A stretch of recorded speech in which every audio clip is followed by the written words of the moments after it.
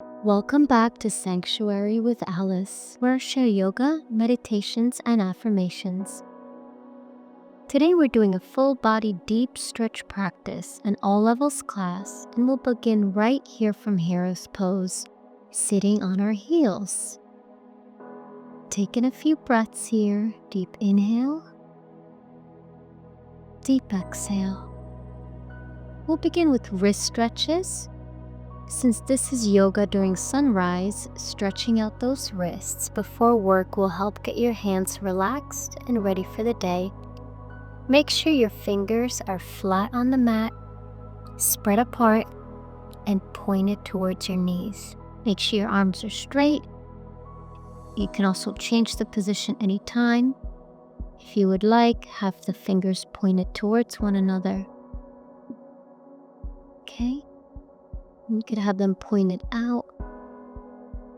I know this is uncomfortable, but feel the discomfort without shifting too much. And only when you're settled, you can begin these rotations. Okay, you're doing great. Don't mind the people walking by. Okay, now let's come onto our back for bridge pose. We're going to have our feet hip distance width apart and raising our hips slowly.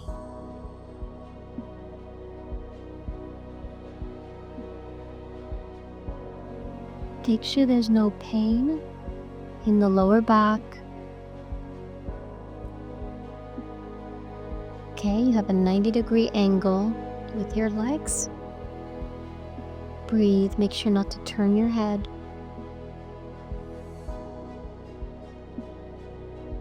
Let's do figure 4. We're going to have the left leg bent. The foot is above the right knee, and your hands are interlaced below your right thigh. You're trying to press your legs closer to your chest to have a deeper stretch in your hamstrings and your hips. You can close your eyes and you're breathing. Inhale.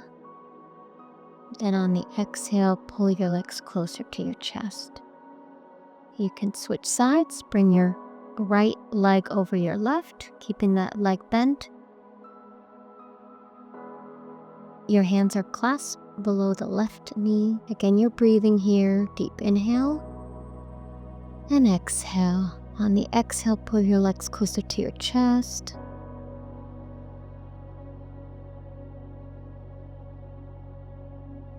All right, now come up and we're gonna sit in fire log. So we're placing one leg above the other. The legs are bent here. You would stack fire logs. You can maintain a flat back or rounded back. You can tent your fingers. Continue to walking your hands forward, just to fold forward here. Breathe, sit with the discomfort. This is a nice deep stretch in the hip bones. It's great to release any tension. And in case you're wondering where I am, I'm in front of Charles University. It's a beautiful building in Prague where my great-grandmother got her degree. So this is a very special and sacred place for me. All right, let's switch sides, placing the left leg above our right.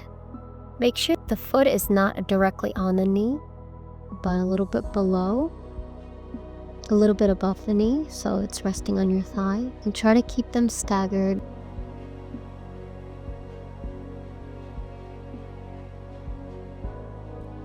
And try to continue to fold forward. It's easier when you exhale and you fold forward. Deep inhale. Deep exhale. Breathe in, come up, let it all go. And now let's come to down dog. We can pedal at the feet here. And whenever we are in down dog, we want to bring the heels as close to the mat as possible. For those of us that are not as flexible, you can bend the knees. What's important is to maintain a straight back. The eyes of your elbows, or the little space Your elbows is supposed to be pointed forward so you can kind of adjust your shoulder blades and bend deeper into the stretch. Your fingers are spread apart and deeply rooted to the mat.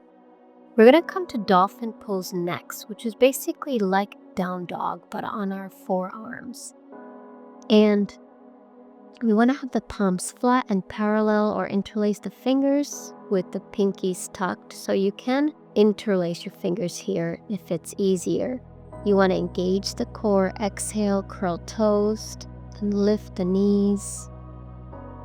You want to lift the hips, reach the hips up and back, keeping a long spine and knees slightly bent. So you want to keep raising those hips. You come back to down dog, walk your feet forward, and let everything go in forward fold. All right, your head is down. Breathe here.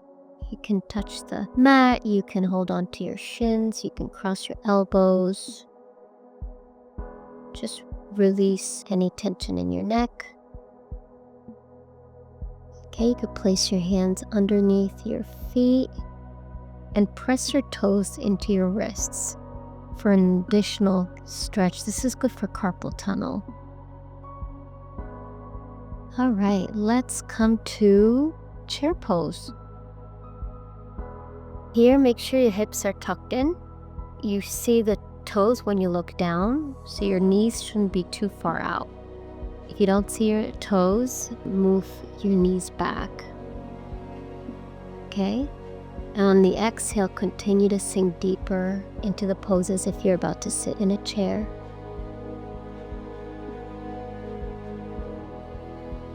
Come to a prayer. When you twist, the right arm is placed against the left leg. Okay, it's above the knee there where your arm is resting.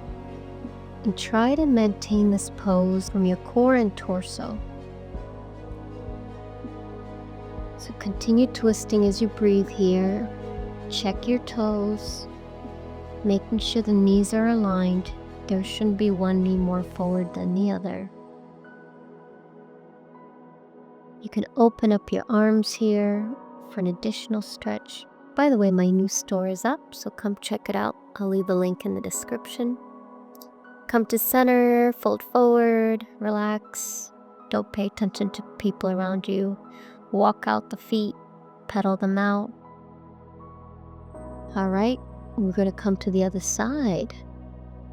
Same thing, we're twisting from our torso. Make sure the knees are right next to each other. They're connected. Okay, so not one knee is more forward than the other. When you look down, you should see your toes. You're twisting, inhaling. Exhaling, deeper twist here. Open up the arms.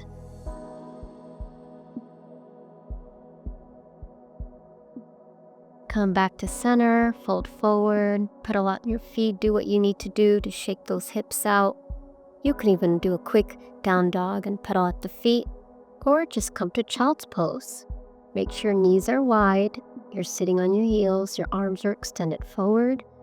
For those of you who have shoulder injuries, you can place your arms alongside of you or cross your hands, place your head on your forearms. You can even do a reverse prayer. There's so many variations in child's pose. Whatever you do, just rest your forehead on the mat and breathe. Okay, now we're going to come to a seated forward fold. Okay, and what's important here is that our legs are extended, our toes are flexed, and we're reaching out to our toes, making sure our back is flat before we round it.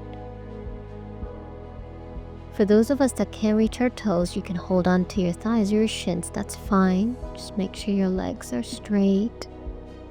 And breathe here. You're doing such a great job. It's not easy doing yoga in a city, especially the capital of Czech Republic. But it's wonderful to do yoga and challenge ourselves in a noisy environment to again come back to our center, our core. our breath. Now we're going to do a variation of Sage Marchi's Pose A. We're bending the left leg, wrapping our left arm around our bent left leg and bringing the right arm behind our back, bending it and grabbing onto our left arm. So we're interlacing our fingers behind our back, maintaining a flat back, trying to bring the chest closer to the thigh. So we're just trying to get closer there. Okay. Now let's switch sides. Bending the right leg. Same thing. Do you see how I interlace my fingers? So the right arm is wrapped around my right leg and the left arm is bent behind my back. And now I'm interlacing my fingers. And I'm using the right leg to kind of push myself more forward with my chest and bringing the chest closer to the thigh. Keep the left foot flexed. And as you inhale and exhale, you keep coming closer to your thigh. All right, that was a hard one. Let's do a reverse tabletop. Definitely said this was a deep stretch class. Okay, so this is like tabletop but reverse. Making sure the shoulders are above our wrists, the legs are in a 90-degree bend. We're lifting the hips, drop the head back, okay? You could come back down, you could do that again, or just come straight to Savasana. Savasana is a resting pose, so we ideally want to lay flat on our mats. We are relaxed here, breathing normally. The palms are up or down. I usually keep my palms up, but in this video I have them down. And you just breathe normally, inhaling and exhaling.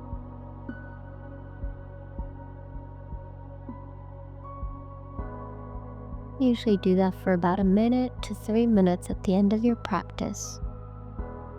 It's a super challenging pose when you know people are walking by and looking at you.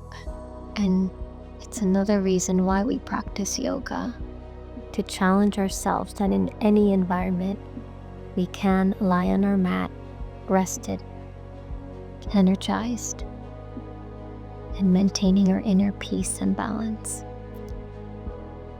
despite what's in our environment.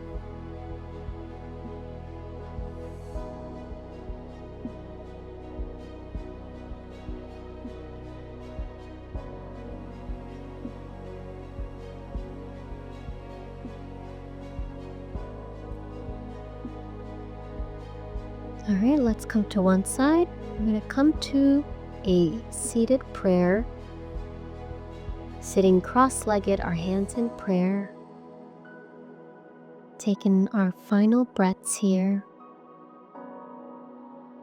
being in gratitude for our practice today and for our ability to do yoga anywhere in the world.